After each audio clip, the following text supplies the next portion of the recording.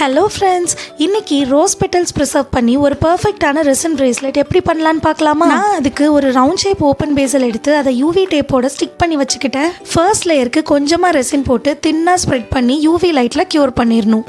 எப்போவுமே first layer போட்டு அதில் டேரெக்டாக ரோஸ் பெட்டல்ஸ் அரேஞ்ச் பண்ணக்கூடாது, பார்க்க அன்ஈவனாக இருக்கும். அகெயின் கொஞ்சமாக ரெசின் போட்டுட்டு இப்போ இதில் குட்டி குட்டியாக கட் பண்ணி வச்சுருந்த ரோஸ் பெட்டல்ஸை அரேஞ்ச் பண்ணிக்கலாம். முடிஞ்ச அளவுக்கு பெட்டல்ஸை நெருக்கமாக அரேஞ்ச் பண்ணிக்கோங்க, அப்போ தான் உங்களோட பிரேஸ்லெட் பார்க்க நீட்டாக இருக்கும். இந்த ப்ராசஸ் பார்க்க ஈஸியாக இருக்கலாம், பட் மேக் பண்ணும்போது கொஞ்சம் கஷ்டமாக தான் இருக்கும். இதே மெத்தடில் நீங்கள் ரெசின் கீ செயின்ஸும் இயரிங்ஸும் மேக் பண்ணிக்கலாம். நான் இதை இப்போது ட்ரை பண்ணிவிட்டு இதுக்கும் மேலே கொஞ்சமாக கோல்டன் ஃப்ளேக்ஸ் ஸ்ப்ரிங்கிள் ஆகிற மாதிரி போட்டுக்கிறேன். அவ்வளோதான். இனிமேல் நம்ம டாப் கோட்டிங் கொடுத்துக்கலாம். டாப் கோட்டிங் எப்போவுமே ஃப்ளாட்டாக இருக்கக்கூடாது, நல்லா டோமிங்காக வர்ற மாதிரி நிறைய ரெசின் போட்டுக்கோங்க.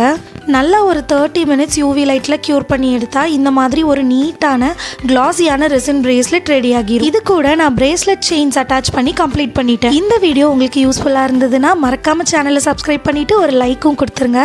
தேங்க்யூ ஸோ மச் ஃபார் வாட்சிங் த வீடியோ.